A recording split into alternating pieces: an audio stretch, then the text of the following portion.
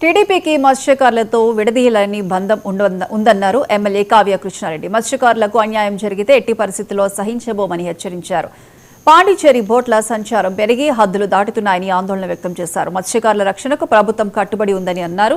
ఈ నెల 15 నుంచి మత్స్యకారులకు 20,000 ఆర్థిక సహాయం అందజేస్తామన్నారు. జువలదిన్న ఫిషింగ్ హార్బర్ పై వైసీపీ దుష్ప్రచారం చేయడం కరెక్ట్ కాదన్నారు. మత్స్య సంపద అంతా కూడా వాళ్ళు దోచుకొని పోతున్నారు.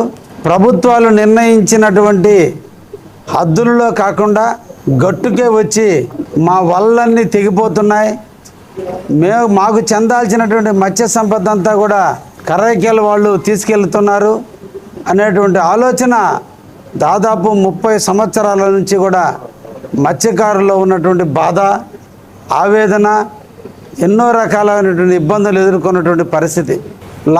లాస్ట్ ఇయర్ వారే స్వయంగా మన ప్రాంతానికి విచ్చేసినటువంటి బోట్లను తీసుకొచ్చి ఫిషింగ్ హార్బర్లో పెట్టి వాటిని వాళ్ళ అజమాయిషీలో ఉంచుకొని పోలీస్ స్టేషన్లో కేసు కూడా నమోదు చేయించి ఉన్నటువంటి పరిస్థితుల్లో రాత్రికి రాత్రి ఈ నెల లాస్ట్ మంత్ మార్చి 17వ తేదీన 4 బోట్లు వెళ్ళిపోయినటువంటి పరిస్థితి.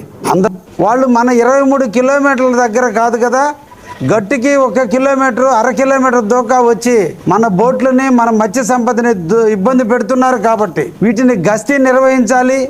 మన ప్రాంతంలో ఉన్న మత్స్య సంపద అంతా